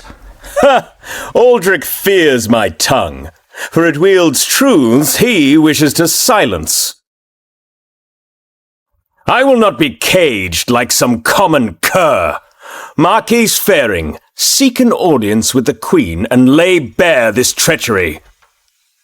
In a swift motion, Marquis Faring flung open the window, his silhouette framed against the night sky, and leapt into the darkness below, a shadow fleeing from the impending storm. In the quiet of my chambers, I was immersed in the last book on Rat left by Grand Duke Bjorn, when I was interrupted by Countess Eliza. "Your Majesty, Marquis Faring requests an audience." "At this hour? Something must be terribly wrong. Let him in." Closing the book, its secrets momentarily forgotten, I rose and made my way to the parlour room. Moments later, the door creaked open, revealing Marquis Faring, whose late arrival was laced with the urgency of grave news. Countess Eliza and her maids silently withdrew, leaving us to speak in privacy. My voice cut through the tense air. "What brings you here at this unseemly hour?" "Your Majesty, I bear news of Rose. She is not who she appears to be. She was a runaway slave, and before her entanglement with the king, she bore a child." "Rose has another child. Are these words true?" "Yes, Your Majesty. The child is under the care of Viscount Rothescue. Rose abandoned her own flesh and blood." My thoughts wandered to the whispers I had heard, the rumours of a child under the Viscount's protection. And the father of this child remained shrouded in mystery? Indeed. In the world of slaves, lineage is often a forgotten tale. It is not just Rose's secret that stirs the waters. Your brother, Oscar, has made a bold move against Viscount Rothescue, mutilating him, seeking to unearth this truth. King Aldrich, in response, has confined him, likely fearing Oscar's intentions to reveal Rose's past. My heart sank with the realization of my brother's impulsive actions. We were caught unprepared. No, Your Majesty. We are a step ahead. Viscount Rothescue, bound by his loyalty to Rose, will guard her secrets from the king. And with Oscar's known enmity towards the king, his words will find no fertile ground in Aldrich's ears. You suggest I reveal this to Aldrich myself? Faring nodded, his gaze intense. Your Majesty, sometimes one must choose between the lesser of two evils. Better the flesh of the common cattle be sacrificed than that of the noble swan. The stain of common blood can always be cleansed.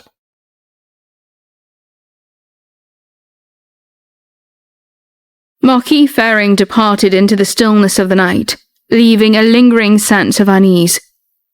Countess Eliza returned to my room, carrying a tray. Your Majesty, I've made you a cup of tea. Thank you. I sat by the parlour window and sipped the soothing tea, my gaze fixed upon the moon, a solitary sentinel in the dark sky. Without turning around, I spoke to Eliza and shared my inmost thoughts. Rose is vile. It amazes me that someone with her astonishing and heartless past has been able to maneuver through the royal household. Her abandoned child raises a storm of questions. Was the child forsaken by choice, or was Rose torn from her own flesh against her will? It is very cunning how Rose disguises her deception with vulnerability. Yet I recall Sir Artemis's words that Rothescue kept the child hidden, a move that makes little sense if the child was merely abandoned. The relationship defies the norms of a master and slave.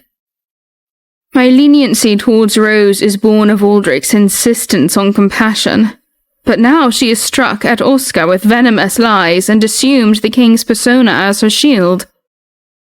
With Oscar shackled by house arrest, clinging to pretenses is a folly I can ill afford. I agree, Your Majesty. The luxury of treating Rose as a mere outsider, a ghost of the past to be ignored, is impossible considering recent events. That settles it. I must speak with Aldrich regarding my brother. In the deepening night, King Aldrich found himself ensnared in a web of troubled thoughts, his mind a battleground of duty and personal turmoil. As his carriage rolled towards the capital, he endeavoured to contemplate the pressing issue of the dwindling number of mages, a concern of grave importance to the realm. Yet his thoughts, like wayward shadows, kept drifting back to Rose. The revelation of Rose's hidden past, the existence of her child, and the veiled truth of a former lover clung to Aldrich's conscience. For him, the heart of the matter was not the child's existence, but the betrayal of trust. Rose had concealed the truth from him. He remembered the day he found her, her form fragile and forlorn, a memory that tempered his judgment. I need to understand the full story. Was the child stolen, abandoned, or something else entirely? Arriving at the palace in the pale light of dawn, Aldrich's thoughts remained clouded with uncertainty. His first desire was to see Rose. Rose's maids stood up and bowed as soon as they saw Aldrich entering her quarters. Greetings, Your Majesty. I'll wake Miss Rose. Please, don't. I'd prefer a quiet entrance. In the dim light of the room, Aldrich observed Rose, a picture of serenity, asleep in her bed. He leaned against the doorway, watching her in silence. After a few moments, his gaze began to wander around the room. He noticed something unusual on the table, a lock of exquisite silver hair. Curiosity piqued, he approached, fingers brushing against it delicately. Could this be Rose's hair? Has she decided to cut it? No, it's too soft and too fine. This belongs to a child. Suddenly aware of his presence, Rose sat up, her voice thick with sleep. Her confusion turned to sheer terror as she noticed his focus on the silver hair. Your Majesty? Attempting to dispel his suspicion, she stammered. I trimmed my hair earlier. That must have been left behind by mistake. Her actions, however, betrayed her words. She hastily snatched the hair and retreated to the safety of her bed. I see. Aldrich watched, his suspicions growing. The lock of hair, he was now convinced, was a keepsake from her first child. Did she willingly part with her baby? Perhaps she had been forced to leave her child, clinging to this small memento in her grief. This thought lent a sympathetic hue to her predicament, softening Aldrich's initial judgment. Yet the issue of her deceit lingered unresolved. Perhaps she hid the truth, fearing I would abandon her. Choosing to feign ignorance for the moment, Aldrich resolved to unravel this mystery delicately, aware of the fragile bond of trust that lay between them, now threatened by the shadows of untold truths. In the verdant gardens of the palace, King Aldrich wandered aimlessly, his mind a tempest of conflicting emotions and strategies. After his walk, he returned to his quarters in the Eastern Palace and immediately summoned Marquis Carlson. The Marquis, privy to Rose's secret and well aware of the delicate intricacies at play within the court, hastened to Aldrich's side. His demeanour was tense with anticipation. "Your Majesty, you have returned." "Indeed, Marquis Carlson. Tell me, what news do you have of Lord Oscar?" "Lord Oscar remains confined within his mansion, sire." "Excellent. I am contemplating a grave decision, Marquis, and I need to confide in you. I'm considering a divorce." Marquis Carlson, caught off guard, assumed the king referred to Rose. "I see. You wish to end Miss Rose's concubine contract." "No. I speak of divorcing the Queen." The Marquis was blindsided by this revelation. He had braced himself for a discussion on Rose or a possible reprimand for Oscar, but the notion of divorcing Queen Bronwyn was unfathomable. "Why would you consider such action against the Queen so abruptly?" "The Queen fails to rein in the unruly Oscar. This is not the first of his misdemeanors. Recall the recent poisoning incident." "But Miss Rose, she is fine." Aldrich rubbed his forehead, as if plagued by a headache, and interjected.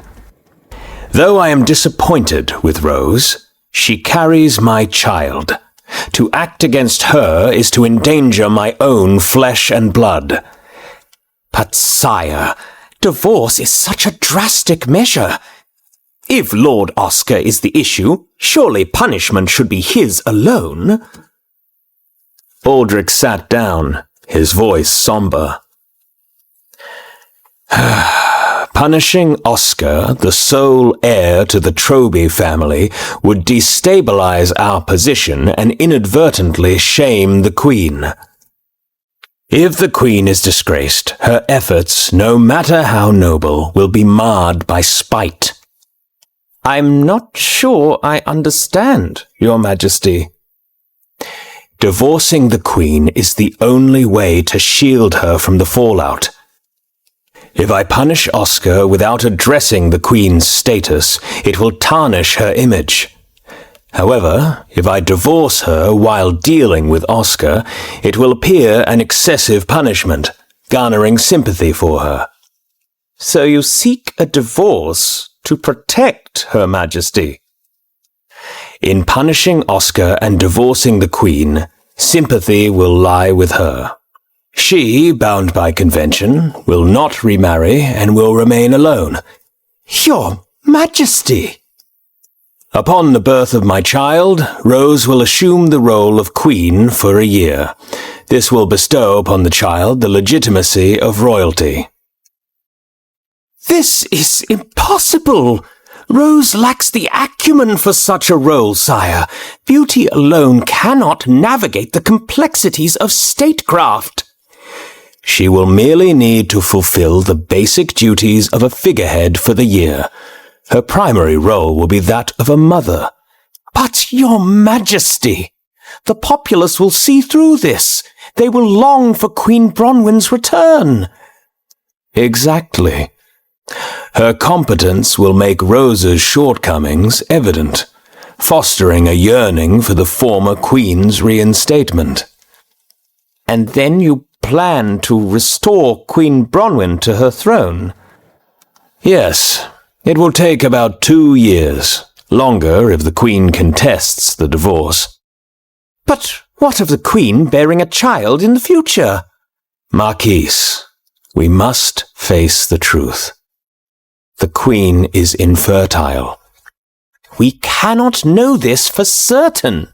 I have already decided, Marquise.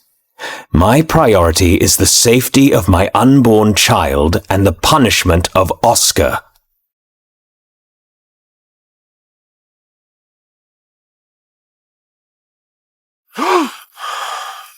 The Marquis began pacing the room, bracing himself against Aldrich's desk as if he were feeling faint. Your Majesty, I apologize for my insubordination, but do you hear yourself? It is no use trying to change my mind. I am going to protect my baby, and I will not leave Oscar unpunished.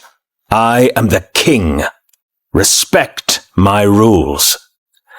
Marquis Carlson leaned against the table, at a loss for words. Aldrich, meanwhile, looked downwards at the floor. Realizing that Aldrich was choosing to embrace Rose's past instead of trying to hide it, something unheard of, especially when it came to children born out of wedlock, the Marquis thought, instead of shaming the king, perhaps he could offer an alternative solution. Your Majesty, would not there be great opposition in seating a commoner as a queen? If it is for the sake of the baby, why not have Rose marry into a noble family? If a woman from a good family rose to the position of queen, public sentiment would not be so eager for the queen. It would be harder to reinstate her. You are looking to protect the Queen in the midst of all this. There would be opposition, but Rose has my baby. It is not without precedent. If it does not work out, then she could become part of an adequately fallen noble family. And after Miss Rose becomes Queen, do you think she'll give up her position so easily? She is not greedy. She is kind and smart. She knows it is not the place for her. Her greed may develop while she is in the Queen's seat. If she does not want to step down, I can make her. Aldrich folded his arms and narrowed his eyes. Instead of a king and a subject, the two men were arguing like equals. Marquis Carlson knew he was treading on dangerous territory from the look in Aldrich's eye. Do you not recall the incident where Rose conspired with Viscount Rothescue to destroy Duchess Betha? That is enough to force her off the throne. Do not underestimate me. Marquis Carlson stared at Aldrich's face.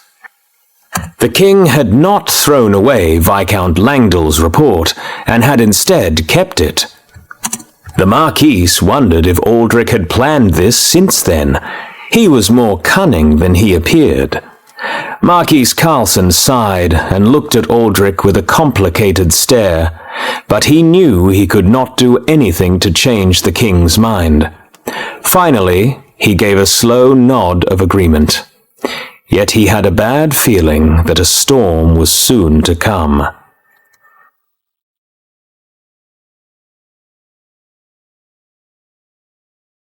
Time moved more slowly than the molasses the chefs prepared my favorite dessert with, perhaps because I had something important I wanted to say. My eyes opened at dawn, and I had to shift quietly as not to wake the maids too early. I began to read a book, but it was difficult to concentrate. After eating, washing, and dressing, I finally went to the central palace and came across Aldrich. Besides wanting to talk to him about my brother, there was another topic I wanted to bring up. Aldrich saw me and stood up from his desk, smiling gently. His attitude was friendlier than usual, despite the fact he was keeping my brother in custody. What on earth was in his mind? I stared at him, but instead of talking about Oscar, he set down his papers. My queen. I went to his desk and lifted the documents. One was a report on the decline of sorcerers, and the other was a directive to increase military spending. Did you have breakfast?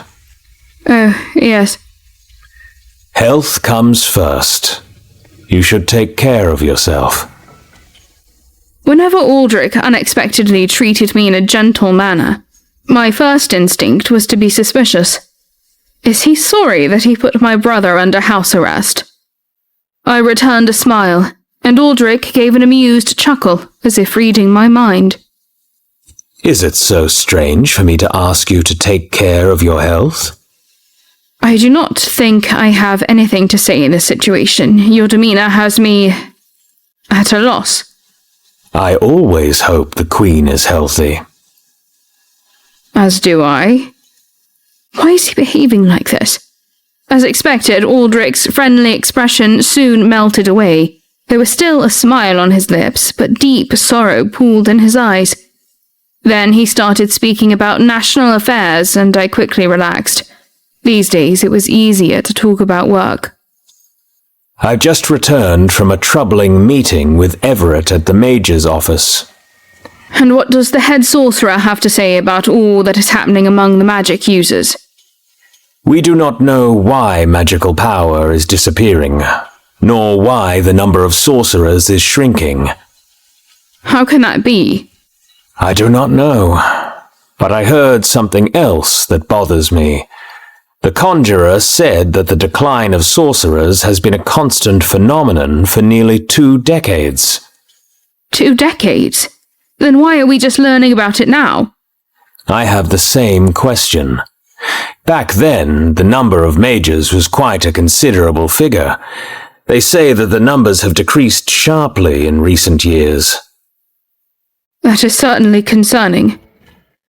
We danced around each other like we had something to say that had nothing to do with the Empire, but kept avoiding the topic. From my point of view as the Queen of Elisaria, what Aldrich said now was something to be seriously considered, even put as our first priority. And yet I had a hard time concentrating on his words, because my head was full of other thoughts. Do you remember the child from your nationally sponsored orphanage? The one sent to the Magical Academy? Yes, her name is Skylar. What about her? I heard that she is not adapting well to the Academy. It is most likely because her life circumstances have changed. The conjurer does not know if it is peer problems, personality problems, or something more serious. At first, she displayed a lot of magical ability and was motivated to attend her classes and work hard. The professors praised her for being quite skillful. But gradually, her magical ability began to decrease, and she couldn't keep up with the classes. That is unfortunate to hear. When she became depressed, everyone considered it to be a matter of effort or environment. But at a time when the sorcerers know magical powers are disappearing, everyone is watching her. My heart broke as I remembered the girl who was so nervous, yet excited at the prospect of attending the academy. To fall behind in classes because one lacked effort or basic knowledge was one thing, but for one to lose their magical ability was another. I'll write to her. A letter from the Queen may lift her spirits. I looked down at the floor with mixed emotions. When I gathered my senses again, I realized that the surroundings were too quiet. Aldrich was not speaking anymore. I looked at him. He stared back at me with an unreadable expression. Does he remember that he can find my brother now? It was nearing the time to say what neither of us wanted to. As I gazed back into his heavy eyes, I knew it was time for us to have a more private conversation. I had been impatiently waiting for this moment since yesterday. I spoke calmly, trying to keep my face as neutral as possible. I am Skylar's sponsor, so I'll take care of her. Now, if you do not mind, I would like to ask how long you intend to keep my brother under house arrest. All I had to do was speak that one particular sentence, and the warmth in Aldrich's eyes disappeared, replaced with ice. It will be soon. How soon? Aldrich silently set the papers he was holding down on his desk. Hello? Queen, I cannot believe what your brother says or does. He is not to be trusted. What are you saying? What I believe is that you cannot control him, and he will never change. Your Majesty, you blame me for his actions.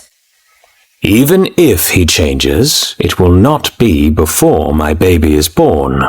Do you agree? You can't possibly plan to hold him under house arrest for that long.